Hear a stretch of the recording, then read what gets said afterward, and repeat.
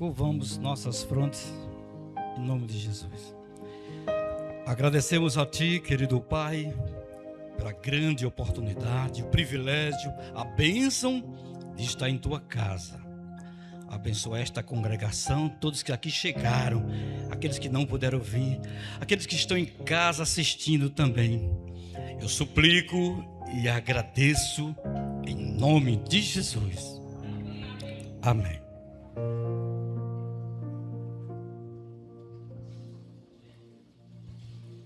Os irmãos podem sentar.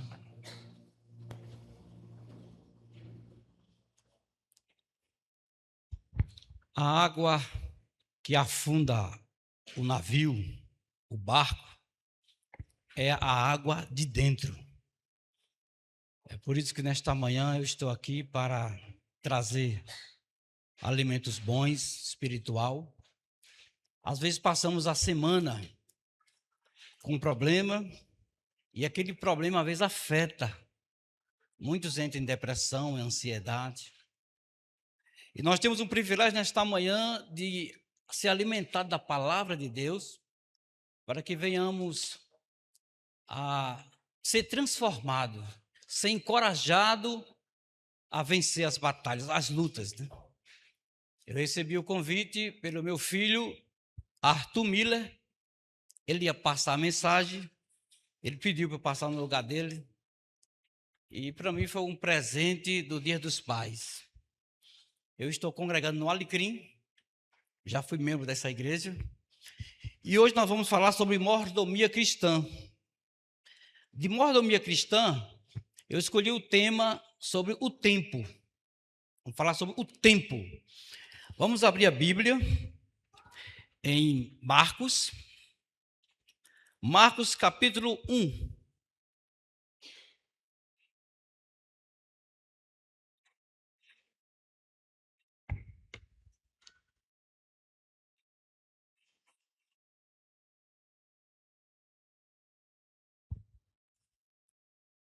Vamos entrar um pouco sobre o tempo de tardança. Então já está aqui na tela Marcos capítulo 1, versículo 14 e 15.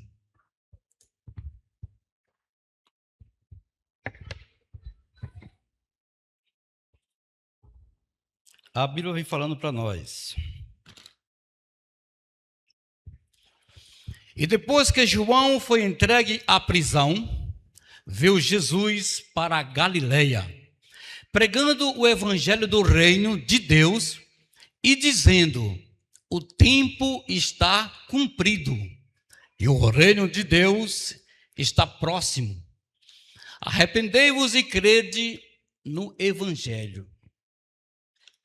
Amém.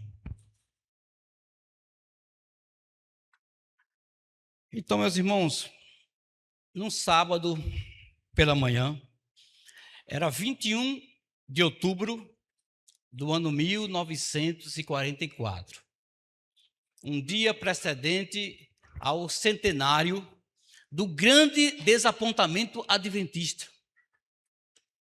Passou 100 anos, o grande desapontamento foi em 1844. Após 100 anos, um grupo de líderes adventistas fizeram um culto memorial aos pioneiros da época. E na manhã do dia seguinte, um domingo pela manhã, fizeram uma ligeira caminhada até o cemitério onde estava enterrado um dos líderes, chamado Guilherme Miller. E diz que ao chegar lá no cemitério, estava a pedra tumular de mármore, já gasta pelo tempo, mas na lápide ainda dava para decifrar o nome. Aqui estão enterrados os ossos mortais de Guilherme Miller. O corpo mortal de Guilherme Miller também tinha a data do seu falecimento, 1849. E lá no cantinho estava um verso favorito, Daniel 8:19. No tempo determinado, o fim virá. Este homem, Guilherme Miller, ele determinou o tempo do fim, um período de 1 ano. 21 de março de 1843 a 21 de março de 1844. Nesse período acaba o mundo e Jesus volta. Isso está no livro Fundadores da Mensagem, página 35. 21 de março foi o prazo mais longo alcançado pelos cálculos de Miller. Ele achava que era baseado em Daniel 8,14, Jesus voltaria ali, nesse período. 21 de março de 1844. Diz que passou esse período, Jesus não veio. E ele não sabia mais dizer o porquê, o problema, por que Cristo não veio. Ele começou a fazer uma viagem com Josué Raimes, no oeste, e a igreja nesse tempo ficou monótono. Um ministro da época chamado Josias Lítio, ele já tinha colocado uma profecia sobre a queda do Império Otomano. Ele falou que o Império Otomano cairia 11 de agosto de 1840, e caiu, ali cumprindo Apocalipse 9:15, 1 hora, 1 dia, 1 mês e 1 ano. O Império Otomano, os maometanos, né? Ali se cumpriu com os turcos, aqueles gafanhotos, cabelo como de mulheres, rosto de leão, dente de leão. Então ele cumpriu, ele falou que cairia, o Império Otomano cairia em 1840, 11 de agosto, e caiu. E agora Josias Lítio chega para Guilherme Miller, estamos no caminho certo. Olhe, está cumprindo conosco aqui a parábola das 10 virgens. Deus usou você deu a primeira mensagem angélica.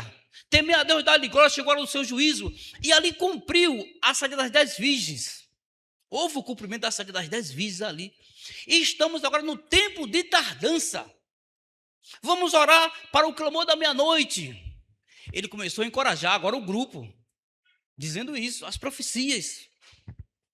E oraram para o clamor da meia-noite, e o clamor da meia-noite foi dado 12 de agosto de 1844. Quem sabe o que é o clamor da meia-noite? O que foi dado lá por Samuel Snow. Samuel Snow, ele dá o clamor da meia-noite. A igreja aqui, isso aqui é uma mensagem que é a raiz da nossa igreja, né? É o beabá da igreja adventista. O clamor da meia-noite. Quem sabe dizer o que foi o clamor da meia-noite? Alguém pode levantar a mão e falar? O clamor da meia-noite dado por Samuel Snow, que despertou nas virgens. Este homem aí, ó. Ele deu o clamor da meia-noite. O clamor da meia-noite foi acertar o cômputo profético de Daniel 8,14. Guilherme Miller errou. Você sabia que Deus pôs a mão no algarismo para Guilherme Miller errar, para cumprir o tempo de tardança? Está no grande conflito 373.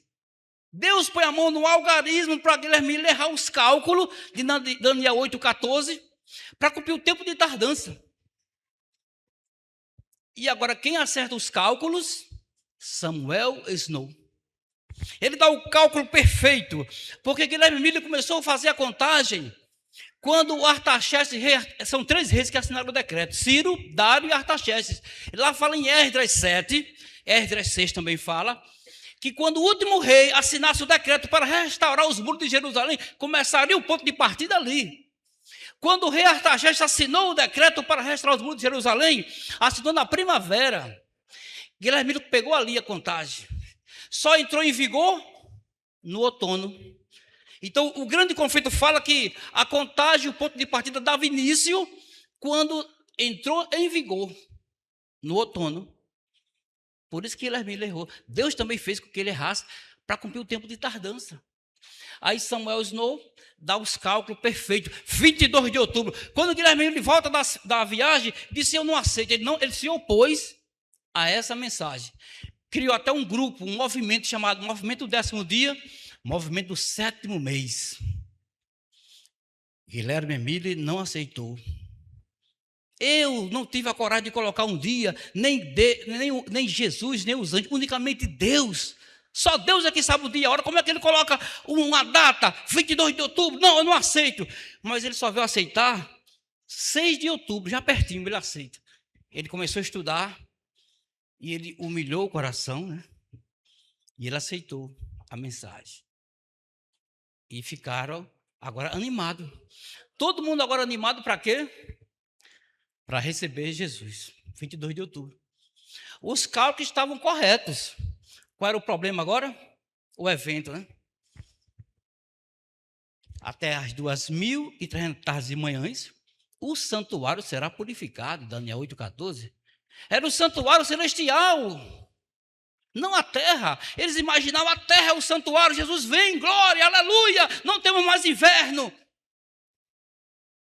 Enganados, né? Semelhante aos apóstolos, Jesus morrendo, dando vida, dando salvação, e ele escondido, se esconderam no cenáculo de uma casa.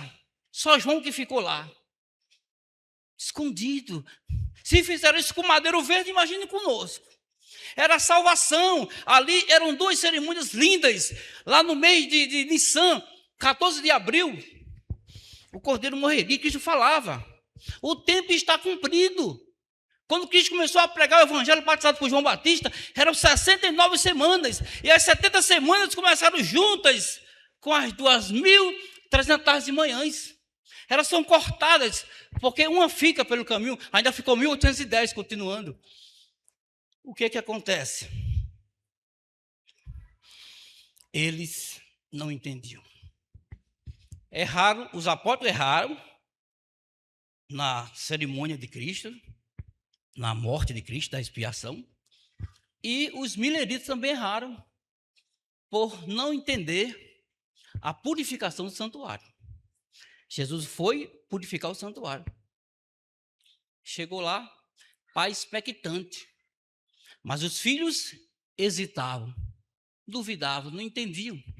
Todo mundo esperando na casa de Guilherme Emílio, outros foram para a montanha, outros doaram tudo que tinha. Jesus não veio, 22 de outubro.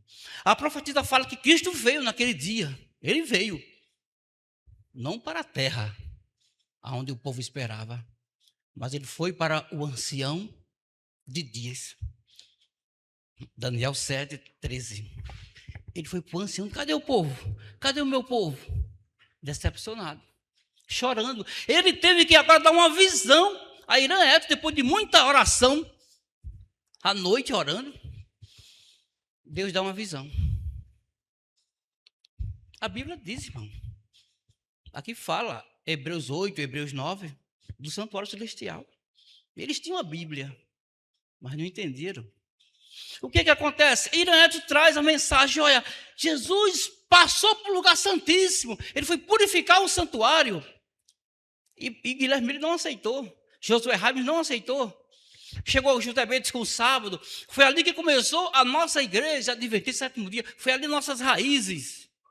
Ela é uma muito novinha, com 17 anos, José Bentes já era velho, mas tinha Tiago White trazendo a administração com 23 anos.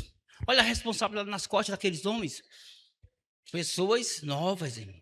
Ellen White recebeu o chamado para ser profetisa com 17 anos. Seu marido, 23 anos. O administrador, aquele que criou a nossa escola sabatina, né? A lição da escola sabatina foi criada por ele. E quando houve a decepção, que Cristo não veio, quando entenderam que Cristo passou por Santíssimo, o corpo de obreiros, junto com Ellen White, começaram a pregar porta fechada. Porta fechada. Começaram a pregar porta fechada. Deus teve que dar outra visão. Você está errado, não é assim. Eu opero em ambos os compartimentos, porque quando Cristo passou por Santíssimo, segundo a Bíblia, Levítico 16, no versículo 17, quando o sumo sacerdote entra no lugar santíssimo, cessa o trabalho no lugar santo. Se cessou o trabalho no lugar santo, então fechou a porta da graça para o mundo. E Deus teve que dar uma visão a Ellen White, primeiros escritos, 252. Ei, vem cá. Eu opero em ambos os compartimentos. tanto no Santo como no Santíssimo. Tive que dar ela essa visão, né? Então aqui diz, ó. Aí foi quando acharam o decreto, né? O decreto acharam em Esdras, lá onde fala, tanto Esdras 7, 12 a 26, como Esdras 6, 14. Foi lá que pegaram o ponto de partida das 2.300 de manhãs. Por algum tempo, depois da decepção de 1844, mantive juntamente com o corpo do advento, que a porta da graça estava para sempre fechada. Olha o pensamento da nossa igreja no começo. Estava para sempre fechada.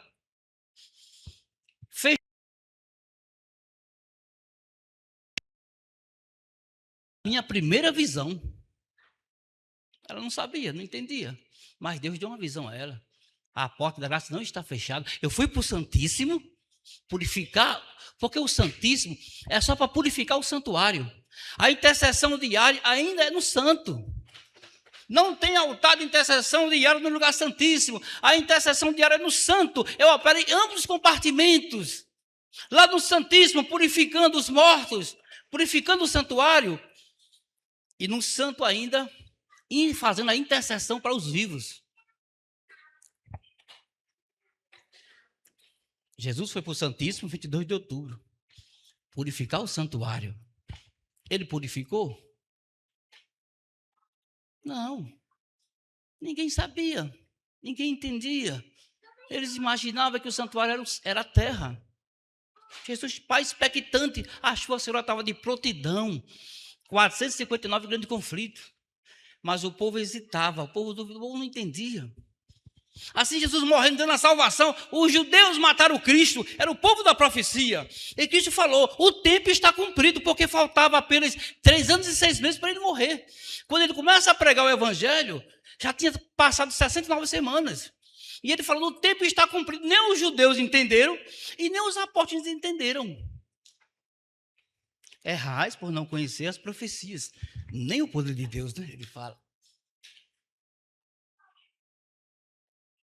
Então, quando Jesus ele foi para o Santíssimo, terminou o seu ministério no primeiro compartimento para aquelas pessoas que ouviram a mensagem do primeiro anjo pregada por Guilherme Emílio. Esses responsáveis, lá eles sim, para 63 do Mensagem Escolhida, está lá, pode pegar, PDF, Mensagem Escolhida, primeiro volume. Está lá, escrito, para 63. Não, aliás, segundo volume. 63, 64, lá fala sobre a porta fechada. Houve uma porta fechada em 1844 somente para as pessoas que ouviram a mensagem pregada por Guilherme Miller e não aceitaram. E outros aceitaram por meio de puro impulso e batizaram. Lá, quando Cristo chega no Santíssimo, arranca do livro da vida aquelas pessoas. Arranca o joio, fica só o trigo. Só que ele não tem como derramar a chuva sobre o trigo, porque o trigo não entendia a profecia, não entendia o tempo da purificação do santuário. Yom Kippur era no 10º dia do 7º mês que faz a purificação do santuário. Mas por que, irmão, você? Eu vou até beber água para falar.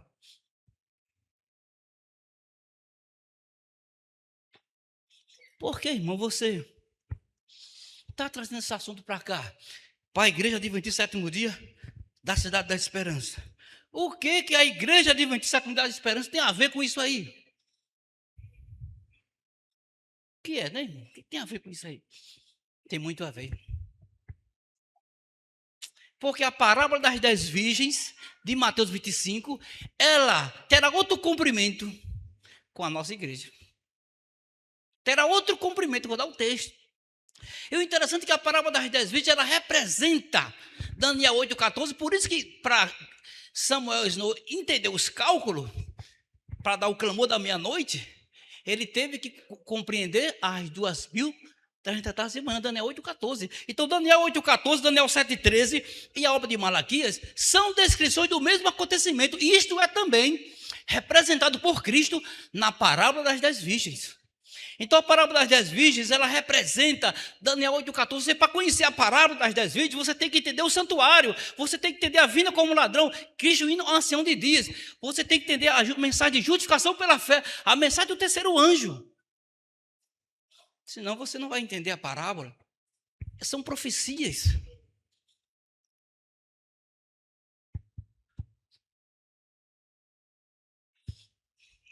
Vou passar.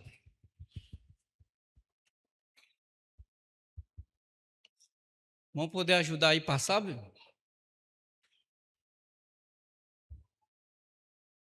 Pode dar um clique aí, por gentileza? Pode passar.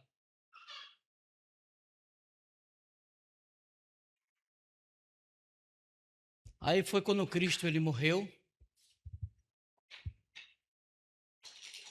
Pronto, pode deixar aí, por gentileza, obrigado.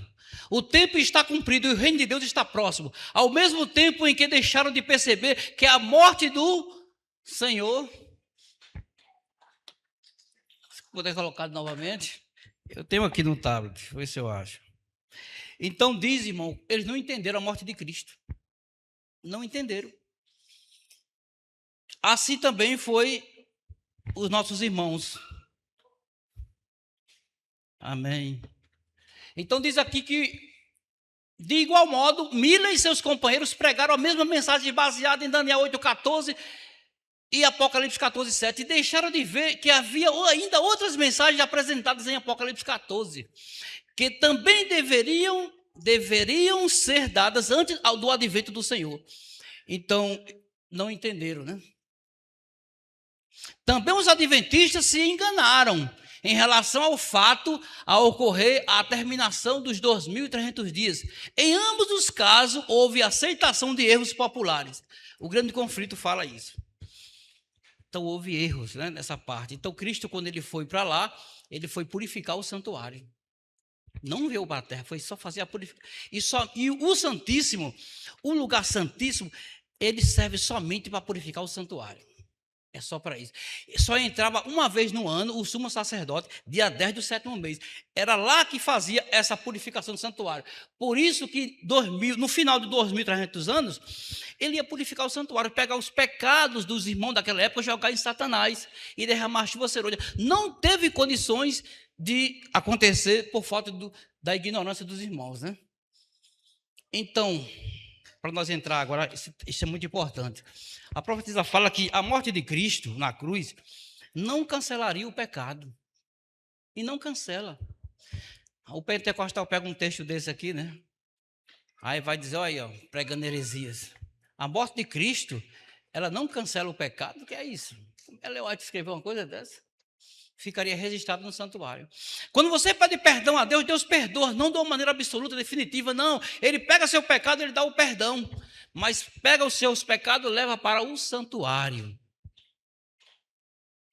Ele não cancelou. Ele fez uma transferência. Expiação, transferência. Ele pegou o teu pecado e levou para o santuário. Quando é que ele vai cancelar o pecado? No dia da expiação. É no dia da expiação que faz o cancelamento, o apagamento final dos pecados. Então, isso aí faltou os mileitos entenderem, que na hora que ele estava indo para o lugar santíssimo, ele ia fazer a purificação do santuário. Então, purificar o santuário é isso, é pegar os pecados que estão lá. Moisés, o meu santuário está contaminado por vossas imundícias. Então, quando nós pedimos perdão a Deus o pecado, ele perdoa, ele dá o perdão. Pega o pecado aqui de Luciano, pega o pecado desse irmão aqui, expia, tira do coração, leva para o lugar santo. O cordeiro já foi morto, que é Cristo, no átrio. O pecado é levado para o lugar santo. Aí contamina o santuário celestial. Vai ter um dia que ele vai purificar, jogar em quem? No bode Azazel, jogar em Satanás. Quando ele for fazer isso, ele vai avisar quem? A essa igreja. Essa igreja vai ficar sabendo no dia que ele for fazer essa cerimônia de purificação do santuário. Por isso que a mensagem da parábola das 10 virgens vai ter um cumprimento com essa igreja novamente. Eu vou passar aqui, por gentileza. Poder passar, irmão? Nós ganhamos tempo. Aqui fala que o lugar santíssimo era somente para purificar o santuário. Se abria só para isso, somente. Este compartimento se abria somente no grande dia da expiação para a purificação do santuário. Solenes são as cenas ligadas à obra final da expiação. Momentosos os interesses nelas envolvidos. O juízo, ora, se realiza no santuário celestial. Há muitos anos, esta obra está em andamento. Breve, ninguém sabe quão breve passará ela os casos dos vivos. Quando for pegar os casos dos vivos, ninguém sabe. Sabemos o tempo. Quando for começar o caso dos vivos, é nosso dever saber o tempo. Está no grande conflito. É nosso dever saber o tempo. Quando for começar os casos dos vivos, por isso que ele manda a gente vigiar. Vai avisar nessa igreja. Avisa aqui. Tem um aviso que vai começar o caso dos vivos. Algumas vezes tem me sido citada a parábola das 10 virgens, 5 das quais eram loucas e 5 prudentes. Esta parábola foi e será cumprida ao pé da letra, pois tem uma aplicação especial para este tempo. E como a mensagem do terceiro anjo tem se cumprido e continuará a ser verdade e presente até o fim do tempo, todos os detalhes desta parábola devem ser cuidadosamente estudados. Todos precisamos estudar como nunca antes a parábola das 10 virgens. Por quê? Porque vai se cumprir com você, que é adventista, irmão. Vai ter um novo cumprimento. Ainda tem mais outro texto bom, ó. A vinda de Cristo ao lugar santíssimo como nosso sumo sacerdote para a purificação do santuário, a que se faz referência em Daniel 8,14, a vinda do Filho do Homem ao ancião de dias, conforme se acha apresentado em Daniel 7,13, e a vinda do Senhor a seu templo, predita por Malaquias, são descrições do mesmo acontecimento, é uma coisa só, descrições do mesmo acontecimento. Isto também é representado por Cristo na parábola das 10 virgens. A parábola das 10 virgens, ela envolve Daniel 8,14, Daniel 7,13, a purificação do santuário, a obra de purificação de caráter, justificação pela fé. Por isso que devemos entender. E é uma experiência para nós. A parábola das 10 virgens de Mateus 25 ilustra também a experiência do povo adventista. É a nossa experiência. Eu quero concluir explicando para vocês o tempo que nós estamos. Estamos no tempo de tardança. O que correspondeu à saída das 10 virgens de Mateus 25 foi a primeira mensagem angélica pregada por Guilherme Emílio. Correspondeu à saída das 10 virgens. Lá se cumpriu a saída das 10 virgens, tempo de tardança, clamor da meia-noite, separação do joio do trigo. Só faltou cair a chuva cerúlea. Para nós hoje, nosso tempo hoje, estamos no tempo de tardança. O tempo mais terrível. Simboliza ali Jesus, ele no Getsemane sofrendo, ele foi pedir uma palavra de conforto aos seus discípulos, meia-noite, e ele vai cambaleando para os 3 líderes, Pedro, Tiago e João, e quando ele procura, aqueles líderes estão dormindo. Eles estão dormindo. A profetisa pega essa cena e diz assim, ó, aqueles 3 discípulos dormindo representam a igreja a dormir ao aproximar-se o juízo. Por isso que tem que ter um grito nessa igreja para acordar, que ela dorme. Ela está dormindo. E é mais um período ruim, um estado de Laodiceia, né? Cristo batendo, eis que eu estou à porta e bato. Se alguém abrir, ele pede que a igreja abra o coração para o amor entrar, né? Como foi falado na lição. Então, estamos no tempo de tardança. Aqui o texto que eu falei, 1 Testemunho Seleto, 224. Esses discípulos adormecidos representam a igreja a dormir ao aproximar-se o juízo no dia de Deus. Quando o juízo for dado aqui, você sabia que as 3 mensagens angélicas, elas serão repetidas novamente? O clamor da meia-noite para nós será a primeira mensagem angélica pregada nessa igreja. A primeira mensagem angélica pregada, temei a Deus e dar-lhe glória, chegou a hora do seu juízo. Que juízo? Juízo dos vivos. Juízo dos vivos, irmão. Está para acontecer o juízo dos vivos. À meia-noite, quando a lei dominical passar a ser universal, aí sim vai dar o juízo dos vivos. Só que avisa na igreja. A primeira mensagem angélica será pregada aqui no poder de Deus, irmão. Acordando. Infelizmente, quando acorda a igreja, sacode a igreja, muitos acordam perdidos, pedindo lâmpada, pedindo óleo. Olha, meu óleo apagou. Eu quero me consagrar. O tempo é hoje. Muitos vão correr atrás dos seus companheiros. Irmão, vamos fazer uma semana de oração, vamos se consagrar. Irmão, ide aos que vendem, comprai para vós. O noivo já está vindo. As prudentes acompanham a ida de Cristo ao Santíssimo. Isso está em 1 Escritos, página 55, 56.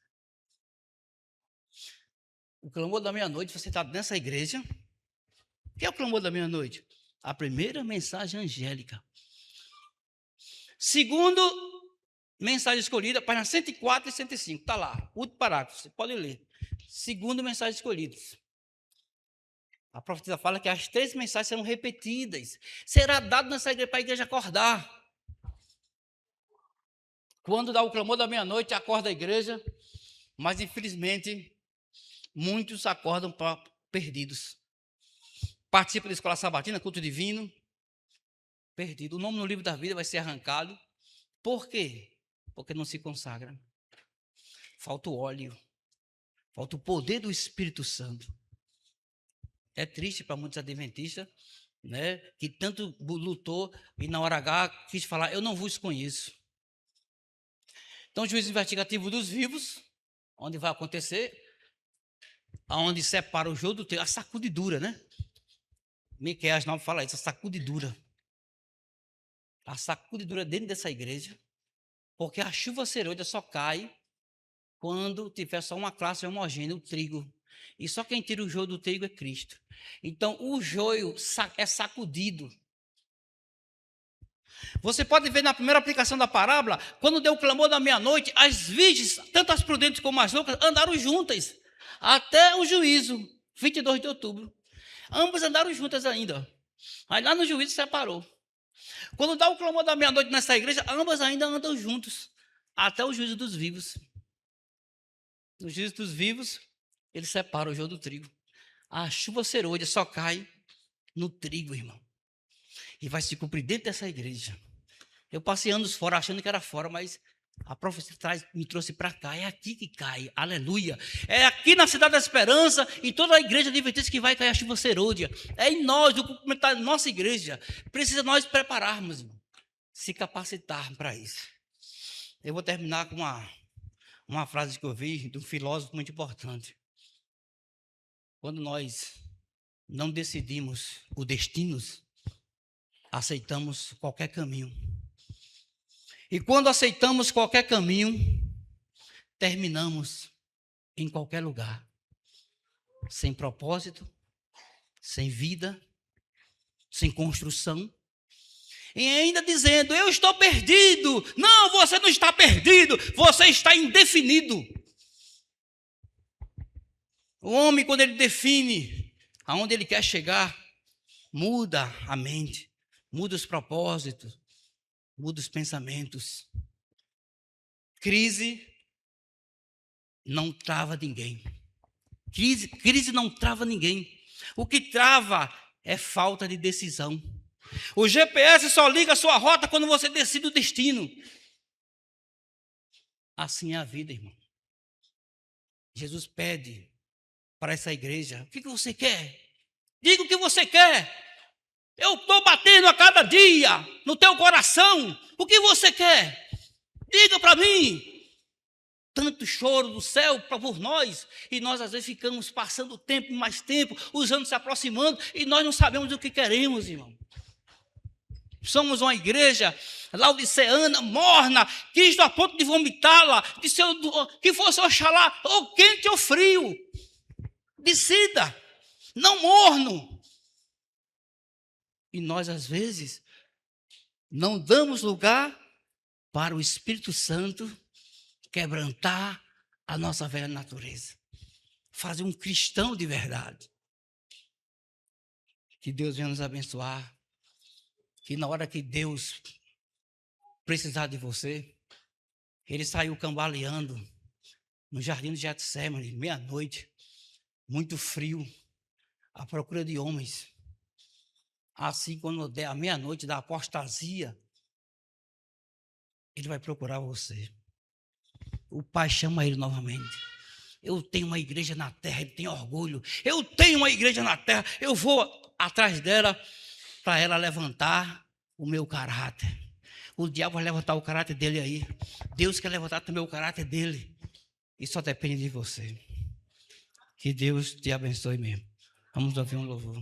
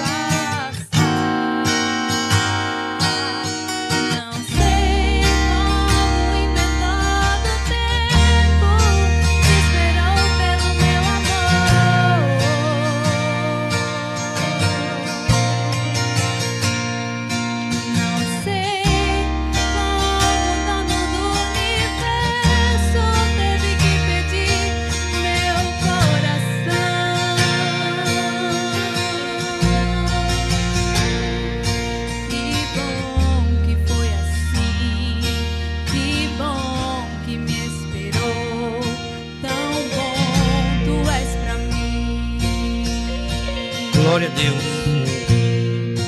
Que bom que foi assim, que bom que me esperou, tão bom tu és pra mim. Sem início ou fim, seu amor está além do tempo.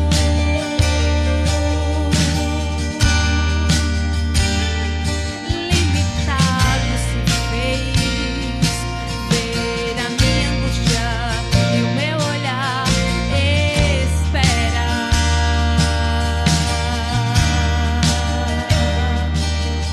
Uma vida é um tempo pra te esperar. Quanto tempo esperar pra me encontrar? Não sei como em menor do tempo esperou pelo meu amor.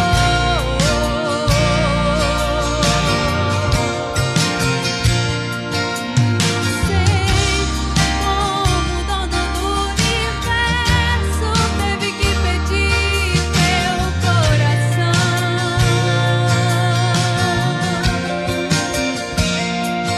Que bom que foi assim, que bom que me esperou, tão bom tu és pra mim. Que bom que foi assim, que bom que me esperou, tão bom tu és pra mim. Não sei como inventor do tempo esperou pelo meu amor. Obrigado, Senhor. Não sei como o dono do universo teve que pedir meu coração. Que bom que foi assim, que bom que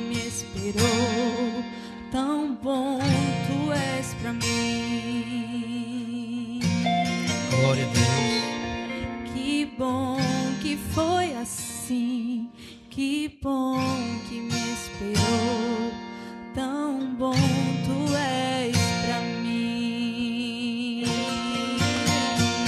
Louvado seja teu nome. Amém. Se você puder dar a honra para Jesus, se ajoelhar. Se não puder, fique sentado, fique em pé. Nós vamos suplicar a Deus em nome de Jesus.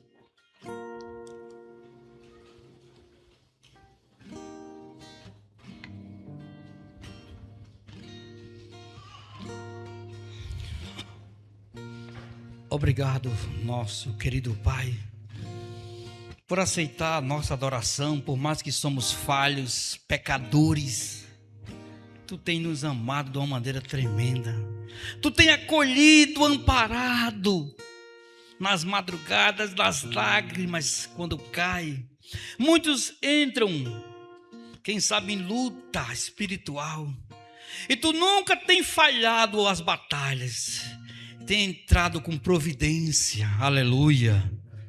Tem dado vitória, aleluia, Deus poderoso. Estamos te adorando nesta manhã de sábado, um dia escolhido, abençoado, para que nós venhamos deixar os afazeres e te adorar. Recebe de coração essa adoração na Igreja Adventista da Esperança, a tua igreja prostra, adorando o Pai, o Filho e o Espírito Santo.